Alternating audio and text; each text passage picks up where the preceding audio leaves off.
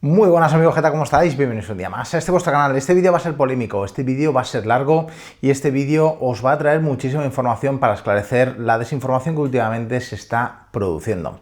¿De qué vamos a hablar hoy? De aranceles a China. ¿Tiene sentido poner aranceles a China? ¿Tiene sentido para la industria del automóvil pedir aranceles para los vehículos que es importantes de China? ¿Por qué se están pidiendo estos? ¿Qué consecuencias podría tener para el sector automóvil y para muchos otros sectores europeos? Vamos a repasar toda esa información, vamos a desmentir mucha de la información que se ha publicado últimamente, que no es cierta, muchos de los mitos que se publican que son completamente falsos y todo eso lo vamos a hacer en este vídeo. Así que mi nombre es Alejandro Pérez, bienvenido una vez más. Lo primero, vamos a ponernos en situación. ¿Cuál es la situación ahora mismo de los aranceles con respecto al sector del automóvil en España cuando queremos importar un vehículo de China? Pues mirad, muy fácil. Cuando tú quieres importar un vehículo eléctrico o de cualquier otra categoría de China, ni más ni menos tienes que pagar un 10% de aranceles. Ahora mismo cualquier vehículo eléctrico que se produzca en China, incluidos los Tesla Model 3 y Model Y, se fabrican allí, pero los MG, los BYD y muchos otros modelos tienen un 10% de importación cuando cruzan las fronteras europeas. Dicho esto, esta regla la tienen igual otros grandes países fabricantes de vehículos de combustión y eléctricos. Por ejemplo, ¿Japón tiene aranceles? No, Japón ya no tiene aranceles de importación de vehículos con Europa. Hace años que se bajaron hasta tal punto que directamente no se considera que haya aranceles de importación a Europa. En aquel momento estuvimos en esta misma guerra. Fabricantes europeos, lo que ahora conocemos como grupos Stellantis o Volkswagen, hablando ni más ni menos de las necesidades de aplicar aranceles. No se pusieron aranceles, al contrario, se quitaron y no pasó nada. Se mejoró la oferta a los clientes, se mejoró la competencia y, por lo tanto, ni más ni menos, los que ganaron fueron los consumidores y la competencia o el libre mercado. Otro de los grandes países, Corea del Sur, fabricante de vehículos como Hyundai o Kia principalmente, que desde hace años se retiraron los aranceles de importación de vehículos a Europa. Lo mismo. ¿Qué pasó con Japón? Hubo guerras, hubo peleas y por lo tanto al final salió adelante la propuesta a pesar de los pataleos iniciales de los productores locales. ¿Qué sucede? Que estamos en 2023 y ahora los fabricantes europeos o otros fabricantes como japoneses y coreanos que en su momento vieron eliminados los aranceles se quejan de que los fabricantes chinos tengan aranceles del 10% y consideran que deberían ser superiores. Qué curioso, decían lo contrario cuando pedían, junto con sus gobiernos, la retirada de los aranceles de entrada de sus vehículos a Europa. La memoria es corta y supongo que la de los compradores lo mismo, pero por eso estamos aquí, para recordar cómo ha ido la historia. Así que aranceles de esos mercados desaparecidos y los chinos a día de hoy tienen un 10% de aranceles. Entonces, ¿qué es lo que están pidiendo los fabricantes que ahora mismo buscan imponer unos aranceles extra, además del 10%, a los fabricantes de vehículos eléctricos chinos? Pues ni más ni menos protegerse. ¿Pero protegerse de qué? Pues protegerse de la avalancha de vehículos eléctricos que vienen desde China. ¿Y cómo esperan protegerse? Pues ojito, para estos fabricantes, incluidos algunos europeos, hay planes como los 837 millones que la Comisión Europea ha dado a España para un hub tecnológico de vehículos eléctricos, baterías y ensamblaje de vehículos eléctricos. Algo que han pagado tus impuestos, los míos y también los del resto de españoles y de europeos. O sea, queremos imponer unos aranceles más altos para poder hacer un producto en Europa, pero que ese producto, que además se va a producir en Europa para competir contra los fabricantes chinos que ya pagan un 10% y aún así son más baratos que los europeos, los vamos a subvencionar con dinero de los españoles y de los europeos. ¿Qué sentido tiene no poder competir contra otro fabricante que ya paga un 10% de aranceles como los chinos y tener que subvencionar el mercado local, en España en concreto, con más de 800 millones? Así ha pasado en Francia, así ha pasado en Alemania y muchos otros países. Pues ninguno, porque a pesar de esas subvenciones, además esos países todavía tienen una gran desventaja y es que no son capaces de producir vehículos eléctricos, ni que los clientes quieran, ni que salgan a un precio razonable. Así que esta es la situación presente. Pero ¿por qué los fabricantes chinos consiguen vender más barato sus vehículos eléctricos que los fabricantes europeos, japoneses o coreanos? Pues hay algo muy importante y es que siempre se dice que en China se paga mucho peor en el sector del automóvil a los empleados y la mano de obra con respecto a la española, europea, japonesa o coreana. Pues me he ido a un índice y análisis que os dejaré de los salarios medios del sector del automóvil en cada uno de estos países. Y ojito con las sorpresas. El salario medio, y empiezo por China, de un empleado en una fábrica de vehículos eléctricos en China es de 21.900 yuanes, que son 2.761 euros. En un francés, el salario medio es de 3.090, estamos hablando de 300 euros de diferencia, pero el coste de vida en Francia es mucho más alto. Vale. En Japón, el salario medio de los empleados del sector del automóvil es de 2.400 euros, no el mayor o el menor, el medio. Por lo tanto, ¿cómo puede ser que Japón, con un salario medio en el sector del automóvil por debajo de el chino, no pueda fabricar vehículos eléctricos a precios razonables? Quedaros con eso en la cabeza. ¿Y qué pasa con el resto de países europeos? Alemania, 2.850, menos de 100 euros de diferencia con respecto a China. Es un poquito más caro, pero es tanta la diferencia con respecto a los chinos para justificar que un Volkswagen ID3 en Europa se fabrique y cueste el doble que en China. Bueno, si nos atenemos a los salarios, directamente la diferencia debería ser que un 4, un 5%. Yo recuerdo, estos coches que se fabrican en China, cuando llegan aquí tienen un 10% de aranceles. Pero continuemos. ¿Qué pasa con España? ¿Cuál es el salario medio? 2.080 euros es el salario medio de los empleados del sector del automóvil en las fábricas en Europa, en España. Mucho más barato que el chino. Entonces, ¿por qué los vehículos eléctricos, que algunos se producen en España por fabricantes europeos, no son mucho más baratos que los chinos? Si el problema es que en China se paga muy poco, y estamos demostrando que en China se cobra de media 2.761 euros y en España 2.080, ¿cómo puede ser que los coches eléctricos que se fabriquen en España no sean mucho más baratos? Aquí hay algo que no cuadra, ¿no? Así que, desterrado el mito de que se paga poco y mal y que por eso los vehículos eléctricos chinos tienen la capacidad de venderse mucho más baratos que en Europa, pasamos al siguiente punto. ¿Una economía de escala? Esta es otra de las cosas que se dice mucho.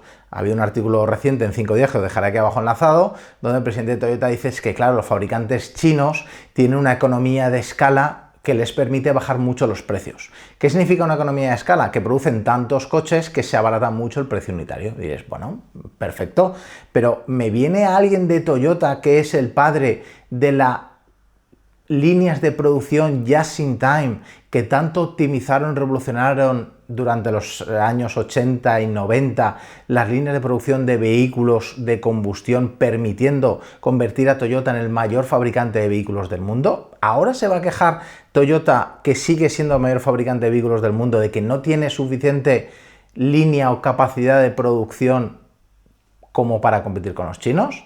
Es curioso. No, la verdad, cuanto menos, es paradigmático. Y si fuese así, ¿por qué en este caso Toyota tiene que irse a China en alianzas con GAC, con GAC o con BYD para fabricar vehículos eléctricos? Si en Japón los salarios son más baratos, si los vehículos eléctricos de Japón no pagan, y todos los vehículos que vienen de Japón no pagan aranceles en Europa, ¿por qué tienen que irse a China a buscar socios, a buscar baterías y a buscar tecnología para vehículos eléctricos? Por una razón muy simple, porque allí tienen 10 años de ventaja, llevan 10 años haciendo los deberes y sin duda eso marca una diferencia muy importante. Pero sigamos con las objeciones típicas que se ponen. Es que China contamina mucho y, claro, al contaminar mucho debería ponerse unos aranceles especiales, porque ni más ni menos los coches que se producen allí se producen con energía mucho más barata, porque es una energía mucho más contaminante. Vamos a ver lo que dicen las cifras oficiales de contaminación. En Europa pensamos que contaminamos muy poco con respecto a China, pero si vemos el pool energético, que es toda la energía limpia o sus fuentes de producción en Europa, nos damos cuenta que China ya ha adelantado a Europa dentro de su pool energético de energías limpias, que en el caso de China ya está más cerca del 50%, cuando en Europa rozamos aproximadamente el 43-44% de energías limpias para el consumo general y sobre todo de la industria. ¡Ostras! ¿No era que los chinos contaminaban mucho? ¿No es que sus coches se fabricaban con mano de obra más barata que ya hemos desmontado, con unos volúmenes de producción que ya hemos desmontado? Oye, Toyota, eres el mayor fabricante de vehículos del mundo, debes de tener suficiente volumen. ¿O es porque contaminan y su electricidad es mucho más barata porque se quema carbón y gas, según dicen las malas lenguas? Pues en realidad la energía consumida en China es más limpia de media que la española, que la europea, que la alemana y que la francesa. Por lo tanto, ¿no deberíamos aplicarles una rebaja en los aranceles en lugar de incrementárselo y ver qué países europeos habría que subírselo? Porque vamos a otro detalle muy importante. No solo en China es el país que más invierte en energías limpias cada año, por sí misma más del doble que el resto de los países del mundo, sino que cuando vemos el reparto de consumo de energía tradicional de toda la industria en China versus la europea, es mucho más limpia que la europea. Si encima nos vamos a los detalles, veremos como países como Alemania ahora mismo tienen un incremento desbocado después de cerrar las centrales nucleares de forma errónea en consumo de carbón, porque gas ya no les queda de Rusia. Por lo tanto, ¿deberíamos aplicar a Alemania, según este mensaje y esta política, un incremento en sus aranceles porque están produciendo vehículos eléctricos o no eléctricos con una electricidad más contaminante? Si su pool energético ahora incluye mucho más carbón que China o que el resto de Europa, Alemania quizás debería pagar más por producir con esa energía sus vehículos. ¿Deberían estar gravados con un impuesto ecológico especial porque son más contaminantes de su producción y por lo tanto todos los fabricantes alemanes deberían ni más ni menos recibir una etiqueta y un impuesto especial que gravase por encima sus vehículos producidos en Alemania? Pues sin duda, si seguimos esa norma e intentando justificar que en China se contamina mucho, deberíamos de fijarnos en nuestro patio trasero y darnos cuenta que Alemania ahora mismo tiene un problema tremendo con el pool energético. Pero vamos un poco más allá. ¿Contamina? No, China contamina menos. ¿La mano de obra es más barata y se explota? No. De hecho, la mano de obra está mejor pagada que en algunos países europeos, que en otros países también, como Japón.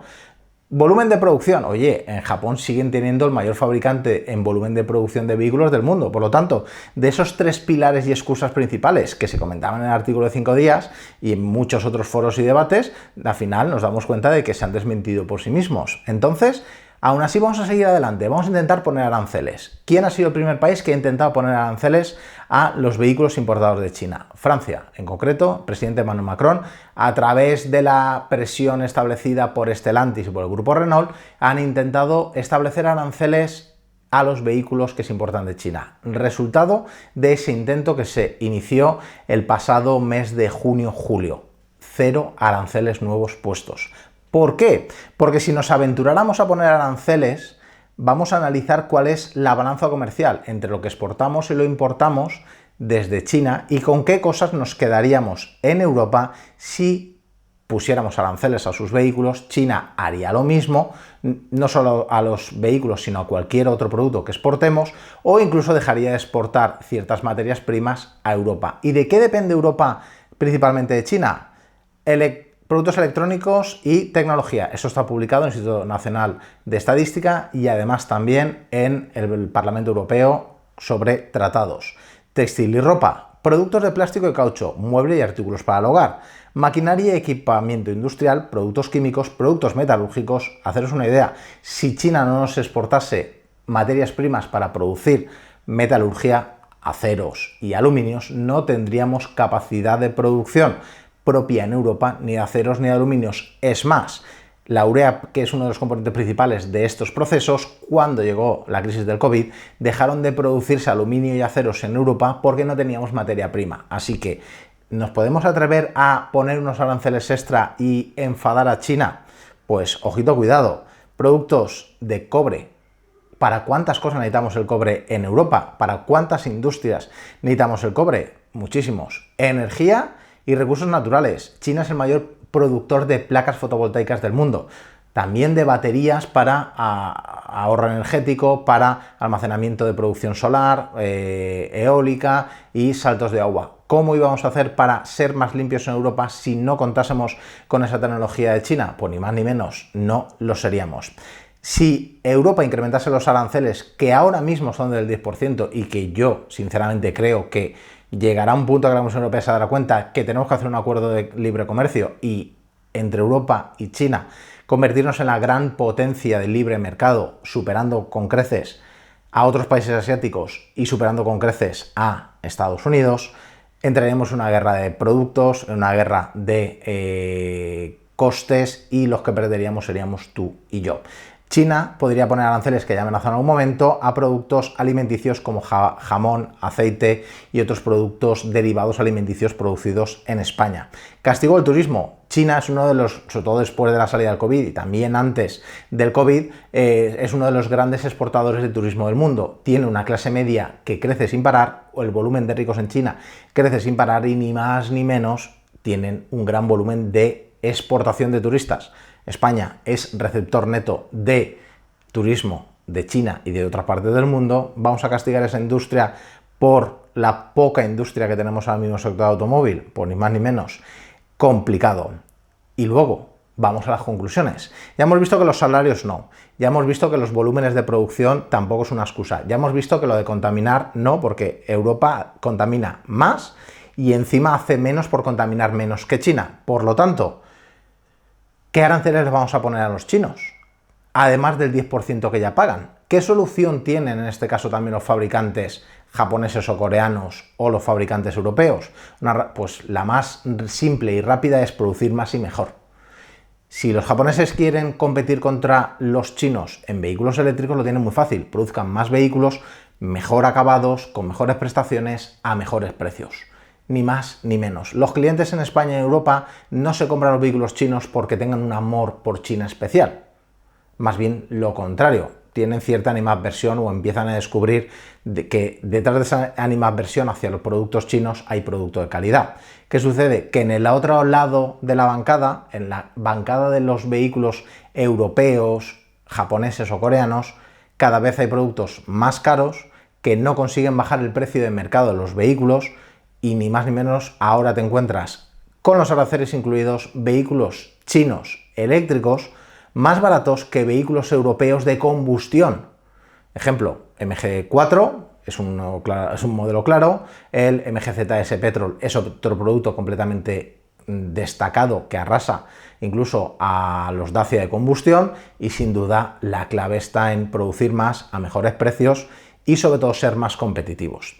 China es más competitivo ni más ni menos porque lleva más de 10 años haciéndolo. Europa, Japón y Corea se han dormido en los laureles los últimos 10 años. Por lo tanto, si de verdad quieren ser competitivos, no tienen que apretar tanto la mano de obra porque, fíjate, en China se está pagando más que aquí. No tienen que apretar tanto las líneas de producción, sino centrarlas en producir vehículos más competitivos y más demandados y no tan caros. Quizás tienen que buscar menos el beneficio por unidad y sí el crecimiento y ganar cuota de mercado. Y punto número 3, no tienen que centrarse tanto en quién es más contaminante o quién menos, porque cuando te das cuenta y analizas la balanza de contaminación de China versus la balanza de contaminación de Europa, sin duda deberíamos de estar preocupados que en China hacen mucho más y son menos contaminantes de lo que somos en Europa, según las cifras de Eurostat, según las cifras de distintos portales que os dejaré enlazados en la caja de descripción, y por lo tanto la conclusión es fácil. ¿Más aranceles a los chinos? Bueno, podemos hacerlo si queremos suicidarnos como sociedad y como economía en Europa. Menos capacidad de producción local, menos competitividad local, menos producción local de vehículos y menos venta de vehículos. Porque recuerdo una cosa, los vehículos que se están vendiendo de forma masiva en Europa, que vienen de China, pagan el 10% de aranceles, por lo tanto ya es más de aquellos que se fabrican aquí y no se venden. Ejemplo, los Citroën que se fabrican en España eléctricos con unos volúmenes de venta irrisorios, lo siento, pero es así. Además pagan los IVAs locales, los impuestos de matriculación y todo lo demás. ¿Queremos borrar eso del mapa por tener unos aranceles más altos cuando el producto europeo que se ha vendido durante años, los ID, etcétera, o han estado disponibles, no se han vendido? pues yo creo que tenemos que ser conscientes de que ni más ni menos no podemos seguir apretando a los fabricantes chinos para exigirles más cuando en realidad los que no han hecho los deberes son los europeos, los japoneses, aunque los coreanos algo sí, hay que admitirlo. Es ni más ni menos lo que tenemos que hacer, pedir a quien lo ha hecho mal o a quien no ha hecho los deberes o tarde, como un grupo Volkswagen o un grupo Toyota, que hagan los deberes y atiendan a la demanda de los clientes. No centrarse tanto en intentar penalizar lo que otros venden porque lo hacen mejor que nosotros, sino ser nosotros los que intentemos ser mejores para que ellos tengan más dificultades para ser una gran competencia a pesar de tener un 10% de aranceles. Así que amigos, esta es la conclusión. No tiene ningún sentido ponerle a aranceles extra a los vehículos que vienen de China. Todo lo contrario, debemos de plantearnos quitarlos más pronto que tarde si queremos que la industria del automóvil siga creciendo. Y como guinda final, mañana les ponemos aranceles a los productos chinos y cuando monten las fábricas en Europa, BYD posiblemente en Galicia, MG posiblemente también en Europa se anuncia hacia finales de este año una factoría, Great también, Chery también. Ya se acabó la tontería. ¿Cómo vais a poner aranceles especiales a un producto fabricado en Europa? Pues ya no habrá aranceles. Seguirán siendo igual de competitivos, seguirán siendo igual de interesantes para los clientes y ni más ni menos veremos cómo la industria del automóvil europea muere, no por los chinos, sino porque los chinos son el síntoma de que aquí no se han hecho bien los deberes, aquí o en Japón. Ojito, ni más ni menos. No son los culpables, son la consecuencia. Si en Europa hubiéramos tenido productores que se hubieran centrado en los vehículos eléctricos, productores que hubieran centrado su producción en hacer los vehículos más baratos, los chinos no hubieran tenido cabida. Pero como aquí nos han hecho los deberes, los chinos nos están demostrando que cuando dejas pasar una oportunidad, siempre hay alguien que la aprovecha. Así que amigos, os dejo todos los enlaces en la caja de descripción. Mi nombre es Alejandro Pérez, gracias por estar aquí. Espero vuestros comentarios y, como siempre, gracias. Suscribiros, darle a like, todo ese tipo de cosas. Nos vemos más tarde, amigos. Chao, chao. Vaya chapa, ¿eh?